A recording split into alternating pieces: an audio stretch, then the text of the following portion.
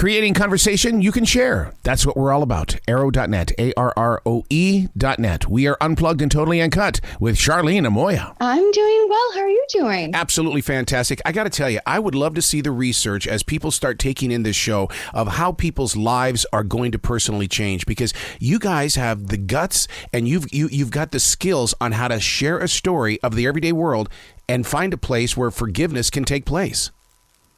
Yeah, that's very well put. It is a story about how people can change, even the most unlikely characters, and how sometimes we're called to do the hard stuff and really dig in and try to forgive things that are pretty much unforgivable, and why that's important and how that can be the best thing you do even for yourself. There are so many people that hear that word redemption and, like religion, they run away from it, but not on this show. Sons of Thunder redemption is something that I think that is going to pull people in, because they're going to say, oh, really? These look like Johnny down the street. Oh, these guys look like people I know. Yeah, that's true. It's a group of well, actually, the cast is pretty spread out. There's a couple people in their 20s, a couple in their 30s, and then some in their 40s and 50s as well. So I feel like we have hit each, decade as far as target market and things that people can relate to.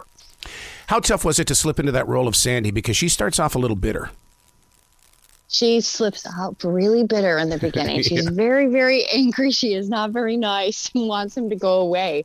Which, it's interesting, because when you deal with things like betrayal and just being really extremely hurt by the person who you love the most and you thought had your back throughout everything, those are the tough feelings. And I think it's very relatable. A lot of people go through stuff like this, and part of the process sometimes is really just going to the anger, expressing it, and managing through those feelings as you work into the next ones, which may be grief or whatever else comes through next. What's really interesting is that with you sharing that, it's like right away my heart told me this is what I mean by face the chariot. Turn around and face the chariot and start moving in that direction. Yeah, which a lot of people don't want to do, but right. Sometimes you just got to walk into the fire, and I mean that stuff is there and it's going to move you, and if you don't look at it, it's really going to deal with you. And so these first couple episodes, she's not conscious enough to recognize how she's behaving, but she certainly doesn't have an issue expressing it. So she's allowing those emotions to arise. She's not embarrassed of them or trying to hide or pretend that everything's fine. And because of that, and because those feelings have expression, I think there is room for movement down the road. How do you deal with that as an actress? Because for us to believe it on this side, you've got to be able to feel that emotion before we feel the emotion. You don't have walls up inside of you to protect you, do you? Absolutely not. I mean, as actors, we always have to be emotionally available. And it's funny because as an early actor, when I first started my career, I had a teacher who, it felt like some of the things that we were being taught were really to just look for the pain in our lives. And I think that some actors were starting to make destructive choices, even just to have that emotional availability at all times. But I quickly got out of that class. It seemed to be not that healthy. And once I learned imagination technique, I learned how to create memories for an individual and basically falling in love with whoever my co-star is going to be, and then also creating the memories where they start to break my heart or do things to bring up those feelings that this character is going to go through. So being emotionally available is part of the gig.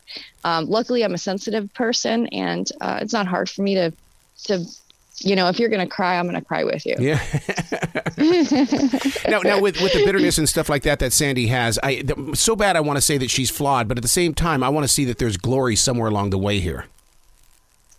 Good word. Yeah, that's absolutely right. There is glory. And she wasn't on a pursuit to get there, but man, it just came in. I mean, he went away, he went to prison, and he found God along the way. And so I think he knows the path and knows that he's not necessarily going to get there easily, but she's just trying to mind her own business and move through life and forget about him. And he won't let her do that. So she's pushed into going into that direction. And in the very end, she's grateful for it. Now, as creative people, I use daily writing as my source of letting things go and stuff like that. I picture Sandy would be a daily writer as well, but she hides the writing and she uses it as a tool, but she doesn't use it as a teaching tool. What do you think about Sandy doing that? Yeah, I think that's a good assessment. Yeah, I do think she would write. She would express on the page and maybe not talk about it, maybe be a little bit more private. But yeah, it has a way to come out on that page. Yeah, and the thing is that what's funny about it is that you can go back, 10, 15 years and read it and go, damn. It's like, I'm glad I'm not carrying it with me now. Yeah, I know. I've done that with some of my journals. Myself, you're like, you go back and you're like, wow, that was poetic, or that was really, really dark. And how old was I? Oh my goodness. Yeah. Well, Sons of Thunder Redemption deals with betrayal as well as trust. Now, this is something that a lot of people are dealing with, especially nowadays. We're 2 years into this pandemic. We don't trust our government. There's things going on. That's why I think people are going to invest in this show, because vicariously, you guys are the teachers.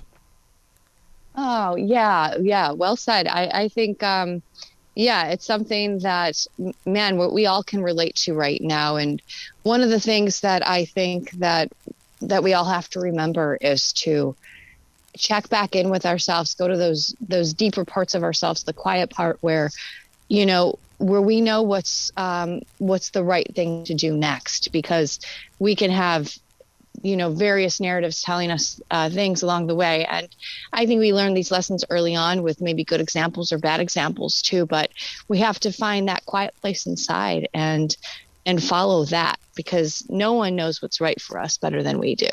Have you personally learned anything from this character, Sandy?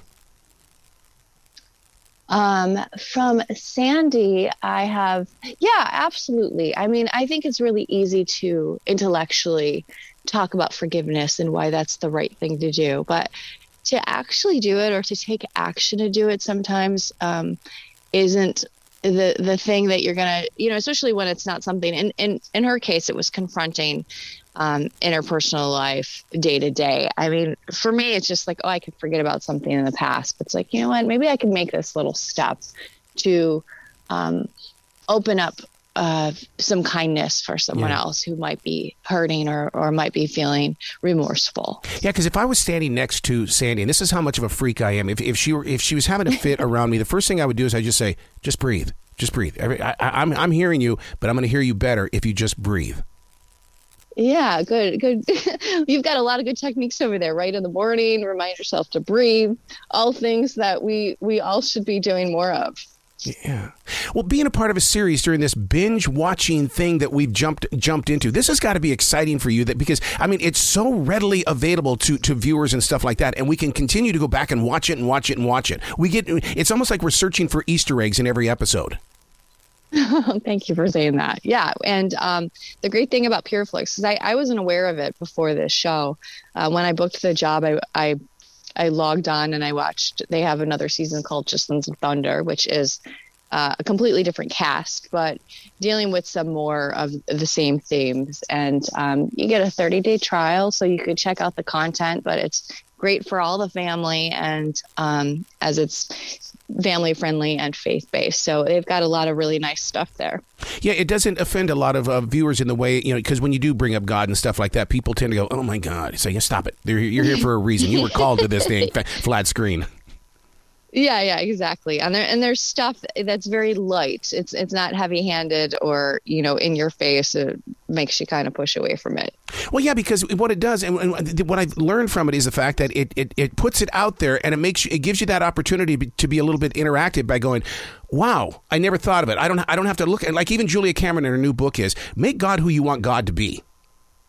Oh, yeah, that's true. I think all the 12-step programs talk about that, too. I think old school, there's a definition of God, but we need to make it whatever is going to feel right for us, feel most comfortable for us. So you could go into what those next things are. And God is everywhere. It's in the small things. It's in nature. It's anywhere we look, we can find it.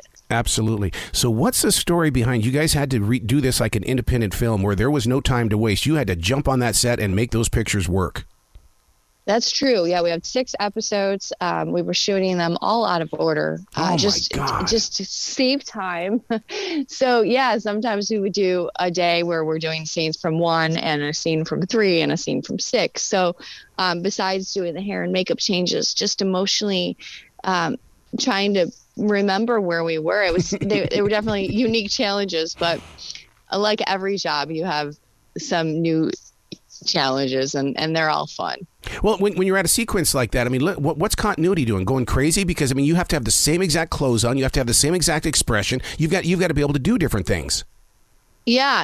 I mean, it's great to have the script supervisor there, because there's a couple times where you're like, wait a minute, I don't think I was wearing this in this episode, or is this scene there? And everybody's kind of got to be on top of their game, because those kinds of mistakes can't be fixed later on. It's not like they could, cut out your wardrobe and paste on the correct stuff. So when you're working on a low budget and not a whole lot of time, you really got to stay on top of it. Man, Charlene, you got to come back to this show anytime in the future. The door is always going to be open for you. Thank you. That's so sweet. Thank you for having me. It was really lovely talking to you. Will you be brilliant today, okay? Thanks so much. You too.